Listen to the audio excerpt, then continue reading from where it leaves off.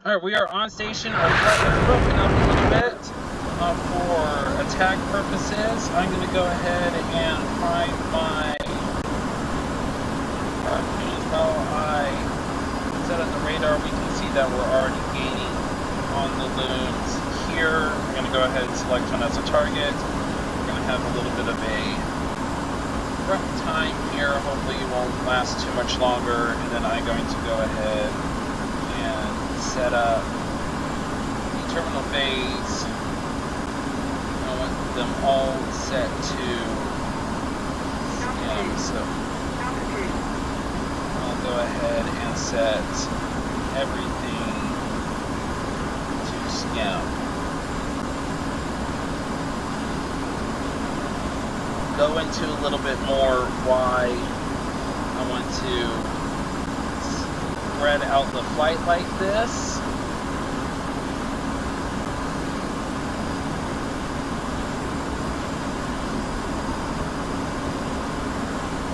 There is a good reason behind why I want to do that.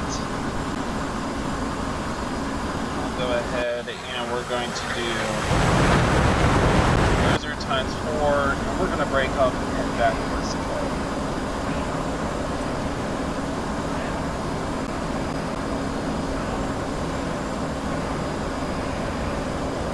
I did some research to make sure this was something that actually could have happened. The Lun came out, entered service in 1987, or 1977, but we're getting close. And they're going to head to that is now becoming the Hornet 1983. So the Lun was actually the last one to depart. They just took out the missile. Look at this one. What they do. Oh no, but the other one's hit. Splash 1 Lun. Splash? What would you call that? I'm not 100% sure. Let's look at our Lun. Takes 1 to really put it out of action, and probably cause it to sink. 2 really does it in. And I think we got 2 hits there. And look how fast it's sinking. Try and staying in the air, and then we'll go back to watching the Lun sink. Very rapidly does it go down. You look above and you can still really see it, but here it's just some fire coming out of the water, and it has become part of the ocean. We're going to head back to the carrier. Yeah, the carrier has all the birds. Coming through on those, and overhead area picks up one of those. I'm going to stop protecting it. I ran some simulations on the Luns that get shots off, and most of them would be intercepted. Some of them did get through and did damage to the carrier. Didn't sink it, but did severe damage to it. So we were able to at least protect us. Now, the reason I split up the flight is because harpoon missiles have a tendency to, you can point them in the right direction, but they're not like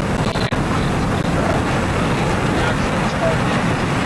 They're going to go for whatever is closest or biggest in the area. And so sometimes you can launch them and they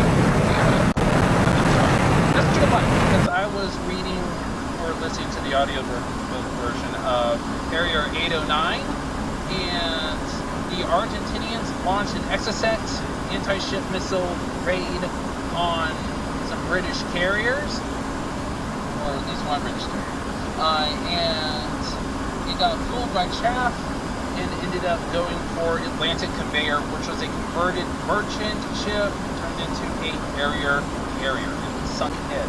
But it just was like, oh, this is my target. And went after that instead of the primary target.